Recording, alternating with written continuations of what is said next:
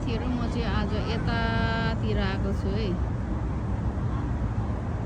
हेर्नुस् त तपाईले गेस गर्न सक्नुहुन्छ म कहाँ छु भनेर। यतातिर आएर चाहिँ विश्राम गरिरहेको अवस्था आजको दिनमा चाहिँ। अनि सन्डे भएकोले होला आज चाहिँ निकै अलिक बिजी नै छ यतातिर अनि यतातिर। अनि नानीहरु पनि थुप्रै छन् हैन, तपाईले देख्न सक्नुहुन्छ है। बच्चाहरु एनर्जेटिक बच्चाहरु हैन, यो एजमा कति रमाइलो हुन्छ त।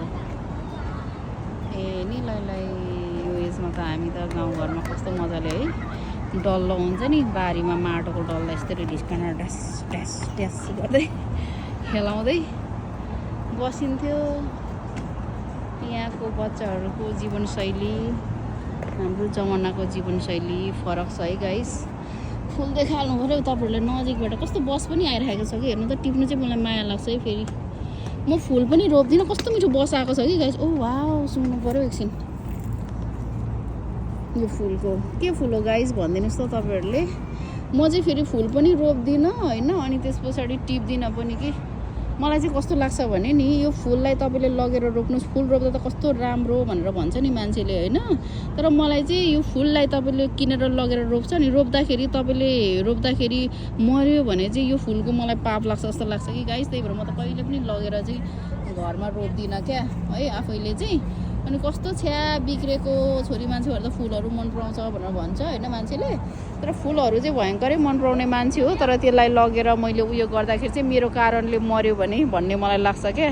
अनि त्यो भएर चाहिँ कहिले पनि म चाहिँ मेरो घरमा फुलहरु रोप्दिन।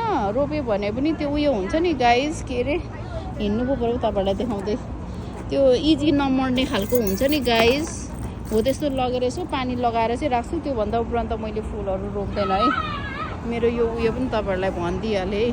ल तपाईलाई देखाउँदै लानु पर्यो। तपाईले चिन्नु पनि भयो होला यो कहाँ भनेर हैन। यो ठाउँ हामी जहिले पनि आइरहेको हुन्छ गाइस। अनि यता आएको बेला चाहिँ दामी फुलहरु पनि तपाईहरुलाई मैले देखाइहाले, हेर्नु होला ल है।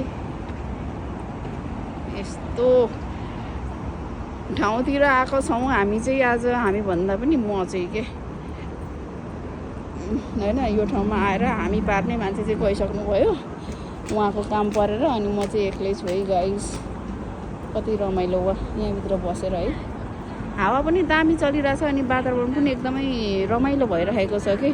न जाडो न गर्मी भइरहेको छ कि, कस्तो रमाइलो भइरहेको छ कि।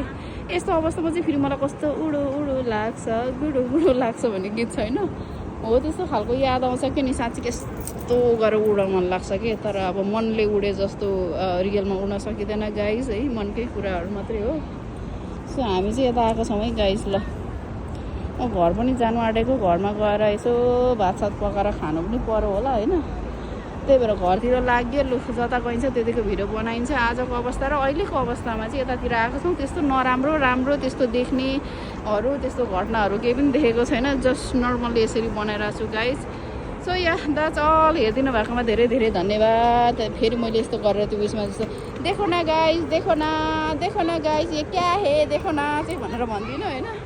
एनीवे सम्पूर्णलाई शुभ दिनको कामना गर्दै बाइ बाइ भन्न चाहन्छु है त।